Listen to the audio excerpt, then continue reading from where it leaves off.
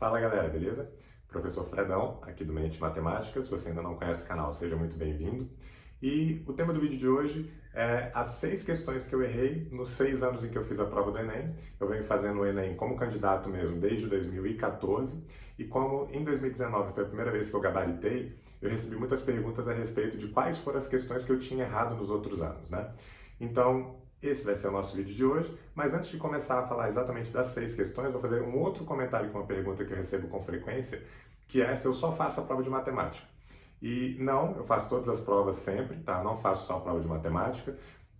Linguagens, por exemplo, acho que a minha menor quantidade de acertos até hoje foi 31 ou 32 itens, já cheguei a acertar 38 itens em linguagens. Redação, minha menor nota até hoje foi 800, eu já cheguei a tirar 940, mas em geral fica ali em 880, 900. Então, eu não faço só a prova de matemática. E a prova de matemática, quando me perguntam quanto tempo eu demoro mais ou menos para fazer, eu levo em torno aí de 2 horas e 15, 2 horas e meia, exceto a prova de 2015, que foi a mais difícil da história na matemática, que eu levei acho que umas 3 horas para poder resolver, tá? A prova de matemática apenas. Então vamos lá, vamos falar agora a respeito das 6 questões que eu errei nesses 6 anos. Primeira questão, foi lá na prova de 2014, foi a questão que falava do pomar de maçãs, que falava que tinha que ficar 3 metros de distância cada uma da outra e tal, e queria saber quantas eram os pomares que você poderia colocar naquele desenho, tá? E aí eu achei uma configuração em que caberiam 8, só que a resposta correta era 9, e foi até engraçado porque eu consegui achar essa configuração para 8 já no final da prova, faltando, sei lá, 10 minutos para terminar a prova. Até então eu tinha achado uma configuração para 6, mas não fazia nem sentido porque não tinha 6 nas alternativas. E aí eu achei uma para 8, marquei o 8 e fui embora para casa. E aí liguei para uma professora que fazia mestrado comigo na época, que eu sabia que estava fazendo a prova também. A gente foi bater alguns gabaritos e ela comentou o gabarito dessa questão, dizendo que ela tinha achado uma configuração para 9. Aí eu inicialmente fiquei meio relutante, falei, não tem configuração para 9. Aí ela, não, mas eu achei. Aí eu já fiquei pensando, que merda, porque se ela achou, deve ter, né? Então eu devo ter errado. E aí eu cheguei em casa, a primeira coisa que eu fui fazer foi pegar essa questão, sentei e acabei conseguindo resolver assim que eu cheguei em casa, achei a configuração para 9, mas enfim, não consegui lá na hora da prova. Agora, uma curiosidade a respeito dessa prova é que mesmo não tendo gabaritado, eu acertei 44 das 45, eu fiquei com a nota máxima, eu fiquei com 973,6. Inicialmente eu pensei que ninguém tinha gabaritado a prova, o que é meio estranho, mas depois teve uma notícia, uma reportagem com um aluno lá de Fortaleza que afirmava ter acertado as 45 questões. Isso vai ser tema de um outro vídeo, porque na verdade o que eu acho que aconteceu, mas que nunca foi divulgado, é que essa questão do pomar das maçãs, ela não foi considerada na teoria de resposta ao item. A segunda questão e a terceira, na verdade, que eu errei, foram questões na prova de 2015. Foi a prova mais difícil da história da matemática do Enem. E as 2 questões que eu errei foram uma que falava dos pães especiais e uma outra que falava de probabilidade de um entrevistador que vai chamar 3 alunos para uma sala e tal. Essa do entrevistador é a única que eu fico triste de fato de ter errado, porque eu comecei a viajar na resolução dessa questão. Eu comecei por um caminho, uma interpretação que era nada a ver. Eu, inclusive, coloquei na prova rever com calma depois. Só que foi a prova de 2015, né? Que eu demorei muito tempo, eu tive que fazer a redação sem rascunho, então não tive tempo de revisar muita coisa da prova e acabei errando essa questão. Essa eu, de fato, fico triste por ter errado. A outra, que foi a dos pães especiais, eu não vou comentar o nome do colégio, mas teve um colégio de Fortaleza que eu sempre olho o gabarito, porque eu confio no trabalho deles. Então, quando eu saio da prova, eu procuro o gabarito de um colégio de Fortaleza, de um colégio de BH e esses que aparecem nos portais por aí. E esse colégio de Fortaleza, eles colocaram um gabarito comentado, né? E eles fizeram exatamente a mesma coisa que eu tinha feito. E aí, depois de algumas horas que eles tinham soltado esse gabarito, eles perceberam o erro e aí eles colocaram aquele que seria o gabarito correto.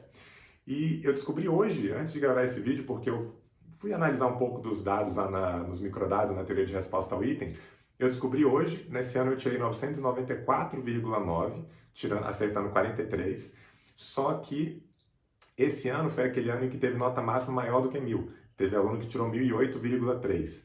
E aí eu fiquei curioso, fui analisar ali, teve um candidato que acertou 44 itens, na verdade foram 3, que acertaram 44 itens, só erraram um item, e que foi justamente esse item dos pães especiais, e ficaram os 3 com a mesma nota, 1.007,7. Ou seja, eu tirei 994,9 errando 2 itens, mas se eu tivesse acertado esse de probabilidade, era para eu ter tirado 1007,7. Em 2016, eu errei uma questão que foi a do índice de Gini, é uma questão famosa, se vocês forem pegar aí as questões mais difíceis de algumas das provas do Enem, vai aparecer essa questão do índice de Gini. E nesse ano foi interessante porque, apesar de ter errado esse item, a nota máxima foi 991,5 e eu fiquei com 990,5. Ou seja, eu só perdi um ponto por ter errado esse item. E analisando os microdados do Enem, de fato, essa foi a maior nota dentre todos os candidatos que acertaram 44 itens. Ou seja, eu errei o item que eu poderia errar, digamos assim, se eu fosse candidato e quisesse ter uma boa nota lá pela teoria de resposta ao item. Então, 2016, questão do índice de Gini, foi a quarta questão que eu errei. Em 2017, eu errei a questão dos reservatórios, que falava de reservatórios A e B, que tinha um gráfico que tinha uma escala para o reservatório A, uma escala para o reservatório B. E nesse ano eu saí convicto de que depois de 3 anos eu tinha gabaritado a prova, mas eu errei essa questão porque em nenhum momento eu vi essa escala que estava aqui para o reservatório B na direita. Eu não vi em nenhum momento. Aí no final da prova eu estava lá na saída e fui conversar com uma aluna minha na época. Ela me perguntou se podia pegar a minha prova para poder conferir, né, o gabarito. E a gente estava lá batendo, discutindo algumas questões. Aí ela, ué, Fredão, e essa aqui do reservatório? Porque tinha essa escala do B aqui do lado. Aí eu já olhei para a prova e falei assim, caraca, eu não acredito. Vai ser o meu 44, né? Já foi a primeira coisa que eu pensei. Enfim, essa foi a quinta questão que eu errei, foi dos reservatórios A e B. E a sexta questão que eu errei, que foi na prova de 2018, que talvez essa tenha sido a que eu mais me decepcionei, porque pior que tá, pode ficar. Em 2018 eu errei uma questão que envolvia estatística, que é inclusive a minha formação. Então eu errei uma questão que falava do ônibus, de um aluno que ia pegar um ônibus, ele anotava os horários que ele pegava esse ônibus. Era uma questão legal, uma questão interessante, que lidava com tanto com estatística quanto com probabilidade. E eu fui relapso, confesso. Eu vacilei numa análise lá, não tive tempo depois também de voltar nessa questão. Eu anotei para rever essa questão, porque eu faço isso na prova, geralmente eu anoto lá, revisar caso dê tempo e tal, porque eu posso ter errado algum vacilo, posso ter feito muito rápido e não ter percebido algo. Mas essa questão eu não tive tempo, ou não priorizei ela na revisão, na verdade, por achar que eu poderia ter acertado. E, enfim, por conta de um relaxamento, acho que porque era estatística, né? Eu achei que ia ser tranquilo, já que era a minha formação, eu acabei errando essa questão lá na prova de 2018.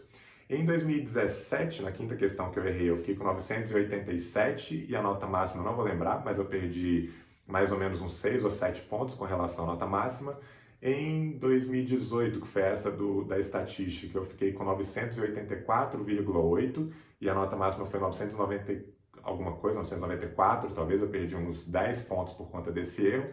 E aí, finalmente, a prova de 2019, eu gabaritei, acertei todas as questões e fiquei pela segunda vez com a nota máxima, né? Porque eu já tinha ficado com a nota máxima em 2014 e consegui de novo, agora gabaritando, ficar com a nota máxima na prova de 2019. Bom, essas foram as 6 questões que eu errei lá na prova do Enem. E um comentário final a respeito disso, né? Porque eu recebi algumas, não foram críticas assim, mas foram comentários, também sem maldade, mas enfim, que acho que é natural vocês pensarem isso, mas ele é professor, ele tinha que ter gabaritado a prova de matemática. Então, eu vou pedir para vocês, esse ano, quem for fazer o Enem, que acompanhe os gabaritos dos colégios, porque eu não sei se vocês sabem como é que isso funciona, não é só um professor, é uma equipe que faz o gabarito, então tem vários professores, cada um fazendo um gabarito, em geral daquilo que é a sua especialidade, e nenhum colégio gabarita. Aconteceu não sei qual foi a prova, acho que foi 2017, por exemplo, que tinha uma questão do cilindro, que iam dando umas voltas assim ao redor do cilindro, que você, quando planificava, você abria o cilindro, você tinha que considerar 6 voltas e não uma volta só. Essa questão, todos os portais erraram. A Globo errou no primeiro gabarito que eles colocaram, enfim, outros cursinhos online erraram, os colégios que eu vi erraram, esses colégios que eu citei, que eu sempre olho o gabarito. Um professor que trabalha comigo, que também faz a prova sempre, errou e, assim, todos erraram pelo mesmo motivo, porque não perceberam que eram 6 voltas e consideraram apenas uma volta. Então, só para vocês entenderem que a prova do Enem não é só você ter muito conteúdo, não é só você ser bom em matemática. Você tem que ser bom em matemática, você tem que ser rápido, ágil nas contas, porque senão você acaba se perdendo na questão do tempo, e você tem que ter um nível de atenção muito absurdo do início ao final da prova.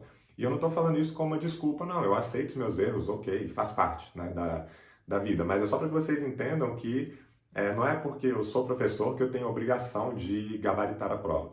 Eu até fiz uma série de stories no meu Instagram há algum tempo em que eu disse que, na verdade, mesmo professor, eu não acho que a gente tem a obrigação nem de saber tudo de tudo na matemática, porque isso é impossível. Eu já dei aula de geometria, já dei aula de teoria dos números, já dei aula de álgebra, enfim, de vários campos da matemática, e eu não considero que eu saiba tudo de tudo. Às vezes eu me enrolo em alguma questão, enfim, ou em algum tema específico. Eu acho que o papel do professor, na verdade, é saber passar com excelência aquele conteúdo que ele domina.